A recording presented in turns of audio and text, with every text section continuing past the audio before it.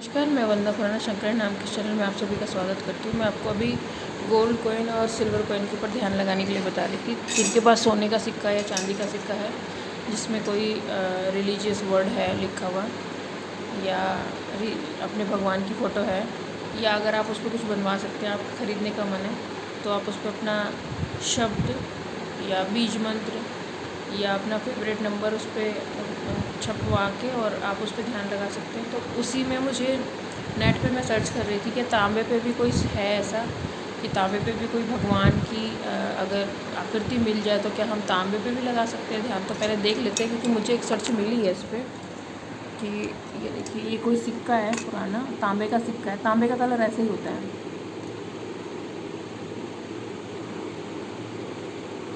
अगर ये तांबे का है तो तांबे का कलर इसी टाइप का होता है। तो अगर आपके पास ऐसा कोई सिक्का है तो आप जो है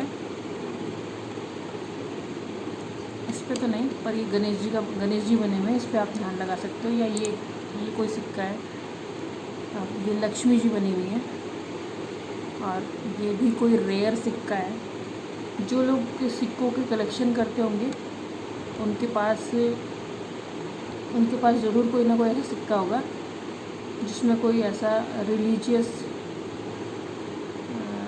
ये है। तो ये मैं तांबे के सिक्के की बात कर रही हूँ कि अगर आपके पास कोई ऐसा तांबे का सिक्का है या कहीं से आपको मिल जाए जिस पे गणेश जी, लक्ष्मी जी, महादेव या तो लिखा हो या बना हुआ हो, या कोई नंबर हो जो आपके नंबर से मैच करता हो। जैसे मैं 13 फॉलो करती हूँ, तो अगर मुझे कोई ऐसा सिक्का मिले जिसमें 13 नंबर सिर्फ लिखा है और कोई और आकृति नहीं बनी हुई है, या आकृति भी कोई बनी हुई तो पॉजिटिव बनी हुई है, तो फिर मैं उस पर ध्यान लगाना मैं ज़रूर चाहूँगी कि वो सिक्का मुझे मिले और मैं उस पर ध्यान लगाऊँ।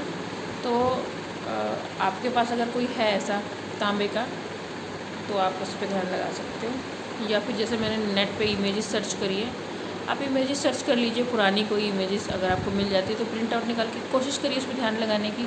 हो सकता है कि वो जिस शताब्दी का बना हुआ उस समय या जिस मेटल का बना हुआ होगा, जब आप उस पर ध्यान लगाओगे तो उस समय की बातें आपसे कनेक्ट हो जाएंगी। क्योंकि मैं सोचती हूँ जो पुरानी बातों के बारे में, मैं तो सिर्फ सोचती हूँ, मैं कोई चीज़ें ऐसी कनेक्ट होने के लिए ढूंढती नहीं हूँ, लेकिन मैं ऑटोमेटिक योग निद्रा में कनेक्ट हो जाती हूँ, पुराने समय में चली जाती हूँ, वहाँ के लोगों से मिलती हूँ, और अपने जो मैं उसमें थी अपने जन्म में वो उसकी जानकारी मुझे मिलती है। तो जब भी जाती हूँ तब अलग ही वो समय होता है, और सबसे पहले यही पता करती हूँ कौन सा समय चल रहा है।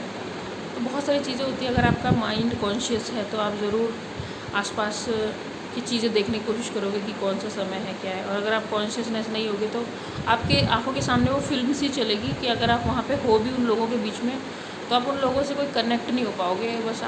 बस कुछ समय के लिए वो दिखेगा, कुछ सेकंड्स के लिए या मिनट 2 मिनट के लिए, उसके बाद आप वहाँ से मतलब वहाँ से बाहर आ जाओगे। तो ये सारी मेमोरी हमारे माइंड में ही फिट है कि हमारे साथ पहले क्या हुआ है, क्या नहीं, हमारे साथ क्या, जितने भी जन्म, जितने भी लोग हैं, उनके साथ किसके साथ क्या क्या हुआ है, बैक में भी, स्टार्टिंग से लेके अब तक सब कुछ आपके इसी माइंड में है, हमारे डीएनए में है।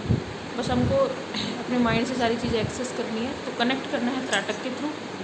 और इसके कुछ नियम है, वो नियम के लिए आप त्राटक स्नान, त्राटक भोजन, त्राटक त्याग, कैसे त्राटक जब हम करेंगे, सोना कैसे, सारी चीज़ें थोड़ा चेंजेस लाना है अपने लाइफ स्टाइल में, और आप फिर त्राटक से जुड़ जाएंगे। अगर फिर भी आपको कुछ पूछना है तो आप पूछिए, मैं आपकी बातों का जवाब दूँगी। फिर मिलते हैं किसी और वीडियो में, तब तक अपने ध्यान रखिए। वंदे मातरम।